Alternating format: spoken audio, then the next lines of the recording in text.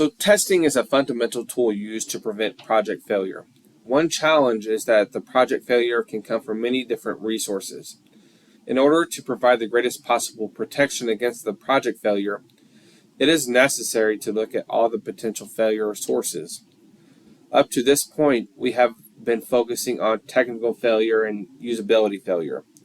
This week, we will learn more about other issues which may arise when working on software products.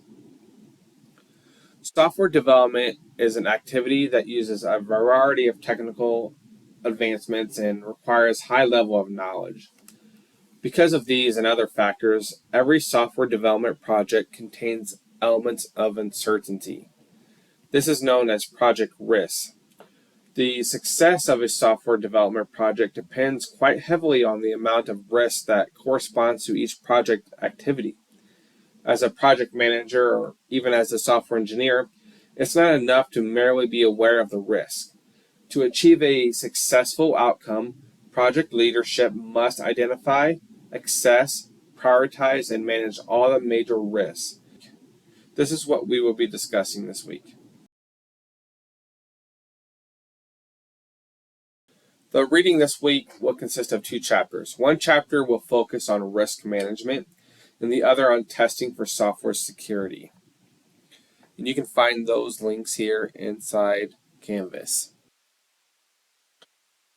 Now, I wanted to go over a little bit about risk management before I jump into the assignments for this week, because I think going over this and giving you some examples and things like that would be beneficial for you. So, risk management, here's a great quote that I like. If you don't invest in risk management, it doesn't matter what business you are in, it's a risky business. So that is a very true statement, and let's dig into that and see why that is the case. So software development is an activity that uses a variety of technological advancements and requires a high level of knowledge. I already went over this briefly a moment ago. To summarize, to achieve a successful outcome, project leadership must identify, assess, prioritize, and manage all the major risks. The goal of most software development and software engineering projects is to be distinctive, often through new features, more efficiency, or exploiting advancements in software engineering. Any software project executive will agree that the pursuit of such opportunities cannot move forward without risk. Because risks are painfully real and quite prevalent in all software projects, it's critically necessary that stakeholders work hard to identify, understand, and mitigate any risk that might threaten the success of a project. For projects that have time and cost constraints, my experience shows most clearly that successful software development efforts are those in which risk mitigation is a central management activity. So what is risk in software engineering? Very simply, a risk is a potential problem. It's an activity or event that may compromise the success of a software development project. Risk is the possibility of suffering loss and total risk exposure to a specific project will account for both the probability and the size of the potential loss. So in other words, guesswork and crisis management are never effective. Identifying and aggregating risk is the only predictable method for capturing the probability that a software development project will experience unplanned or inadmissible events. This includes terminations, schedule delays, cost underestimation, or overrun of project resources. So what is risk management in software engineering? Risk management means risk containment and mitigation. First, you got to identify and plan. Then be ready to act when a risk arises, drawing upon the experience and knowledge of the entire team to minimize the impact to that project. Risk management includes the following tasks. Identify risk and their triggers. Classify and prioritize all risks. Craft a plan that links each risk to a mitigation. Monitor for risk triggers during the project. Implement the mitigating action if any risk materializes. Communicate risk status throughout the project. And we will go over some of these in just a moment. Identify and classify risk. So most software engineering projects are inherently risky because of the variety of potential problems that might arise. Experience from other software engineering projects can help managers classify risk. And I also want to state other team members, including software engineers and designers, etc. The most important thing here is not the elegance or range of the classification, but rather to precisely identify and describe all the real threats to project success. A simple but effective classification scheme is to arrange risks according to the areas of impact. So a lot of times we will categorize risks according to type, which you'll read more about this week. And after you do that, software development project managers often craft a risk management plan. As part of the larger comprehensive project plan, the risk management plan outlines the response that will be taken for each risk if it materializes. The majority of risk management plan will fall into a risk register. So let's take a look at that for just a second. All right, so here's an example of a risk register that I made. Typically, it lists your risk and other items in here like the mitigation plan. So let's go over these. So oftentimes you'll have an ID for your risk, and this is just an identification number of your risk. You might have a status for your risk as well. So each risk throughout the life cycle of your project needs to be reviewed and updated. Oftentimes it might be open, meaning that it is still a risk for your project. Another option you might face is that you just accept the risk. So you acknowledge that the risk is impacting the project and make an explicit decision to accept the risk without any changes to the project. Project manager's approval is mandatory here. Another option here is that the risk is no longer an issue, and so you close that risk. So it's necessary to just keep track of your risks and just update them as you go. New risks will pop up and old ones will close, or you'll just accept that risk because it becomes an issue for you. But just keep track of your risk throughout the life of your project. The next thing here is the name. So this is simply just the name of the risk. My example here is resource constraints.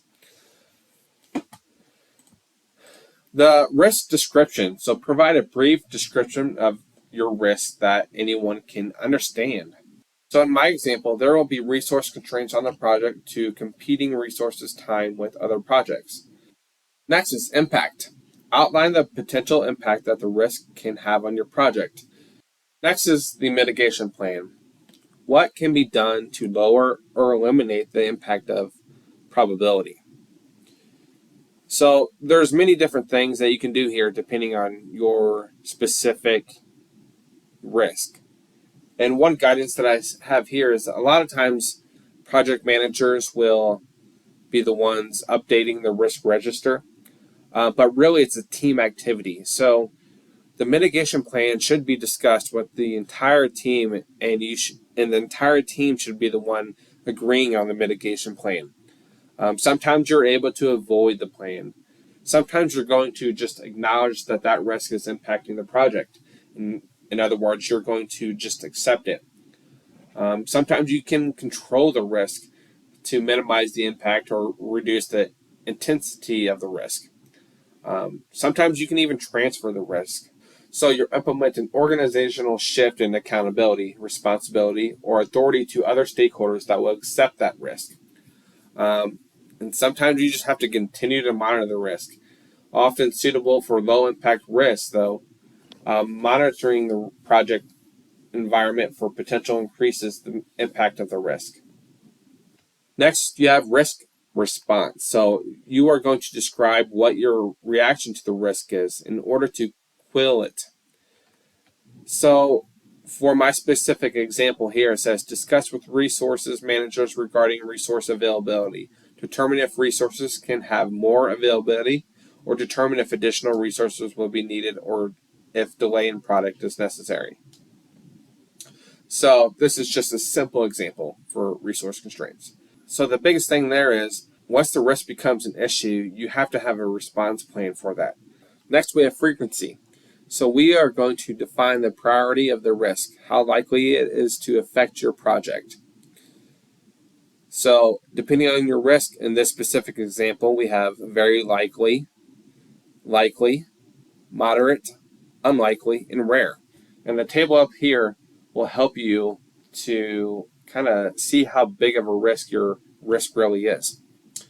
And that correlates closely with impact. So we are going to define the impact of the risk. What kind of impact will the risk have?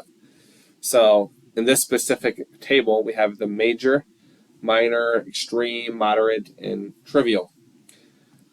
And so as you can see here, if it's a rare risk, an extreme impact, then it's a medium risk.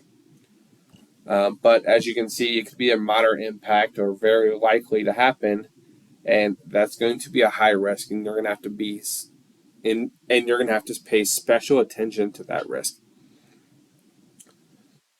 Next is the impact. What exactly will happen if this risk becomes an issue? For my example, resource constraints could delay the project. The risk owner. So who's responsible for this risk? So who's going to be the one to just keep an eye on this risk, and if something happens, take action immediately? So the important thing here is that a lot of people think, oh, that's probably going to be the project owner. No, that's not necessarily the case. It could be a software engineer or someone else on the team. It could be anyone. It really just depends on the risk. And then oftentimes you'll find other notes in here. So these are just a few categories that you'll find in a risk register. There are plenty more that you might see in industry. So one important thing about risk management is communication. So throughout the project, it's vital to ensure effective communication among all stakeholders, managers, developers, QA, and especially marketing and customer representatives. So sharing information and getting feedback about risk will greatly increase the probability of project success. So summary, risk management is an extensive discipline, and we've only given an overview here. I'll leave you with a checklist of best practices for managing risk on your software development and software engineering projects. So one thing is always be forward thinking about risk management. Otherwise, the project team will be driven from one crisis to the next. Use checklists and compare with similar previous projects. So in other words, use your experience and use what you've learned to identify risk and to mitigate them. Prioritize risks, ranking each according to the severity of exposure. In the risk register, we went over the impact and frequency. So that's just one way of prioritizing your risks to clearly identify which ones are going to be a bigger issue over others. Develop a top 10 or top 20 risk list for your project. Like most project managers, you can probably reuse this list on the next project. So it's a beneficial tool, and it's a great start for projects as well. Another tip is to vigorously watch for surfacing risk by meeting with key stakeholders, especially with the marketing team and the customer. So they will be there to provide you information that is going to be valuable. Maybe they get information from your specific users as well. As practicable, split larger risks into smaller, easily recognized, and readily manageable risks. So don't make them too big. Strongly encourage stakeholders to think proactively and communicate about risks throughout the entire project. So I hope that was beneficial for you, and I really think it's going to play into what our assignments are for this week. So let's take a look at risk identification. So we already went over how you would go about identifying risk a little bit in a software application. But for this specific lab this week, we are going to create a project management plan for the Help Inc. mobile application previously used this semester. So here's the scenario. The Help Inc. mobile application is a tool to facilitate medical workers' records and share patient healthcare data. After much work, the development team believes they have sorted all the technical issues. So it's now your team's job to identify the non-technical risks to the project.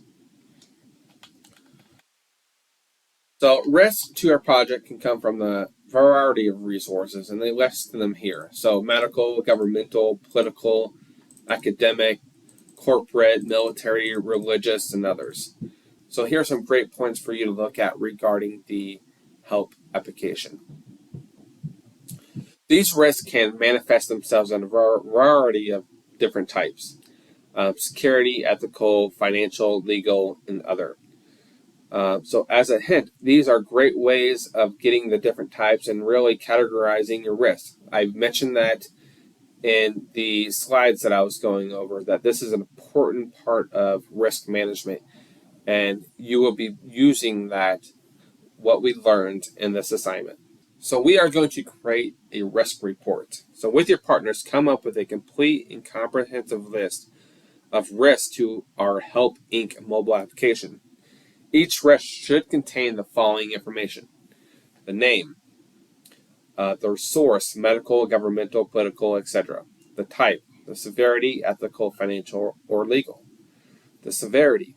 Give a 2 or 3 sentence description of how severe the risk is. So the little chart that I showed you in the risk register might be of some help here. Description. Give a 2 or 3 sentence description of the risk. And then any citations as well that you... As you can see here, a lot of this information that we are needing was in the risk register. So that would be a great resource for you to use probably. After we have created a list of possible risks for the software project, the next step is to find ways to minimize their impact. This process is called risk mitigation. Our task is to create a risk mitigation plan. So, like I said, this is all part of the risk register as well. So it goes over the next part. The instructions go over different types of risk mitigation, and we've talked about some of these already. We have prevention. So how are we going to prevent the risk? We have transference, we have acceptance and avoidance. Next is your risk mitigation plan. Your assignment is to create a plan for how to mitigate every risk from our risk identification assignment previously submitted. So you'll want to copy your previous submission and add a new entry in each section called mitigation. Each mitigation item should have lists the type, as well as the details of how the mitigation will occur. Note that each risk previously described should have 2 to 5 sentence mitigation plan. And then, as always, you'll submit this document into iLearn in a PDF format. And that is it for week 12. Thank you. Hey, you want to buy a watch?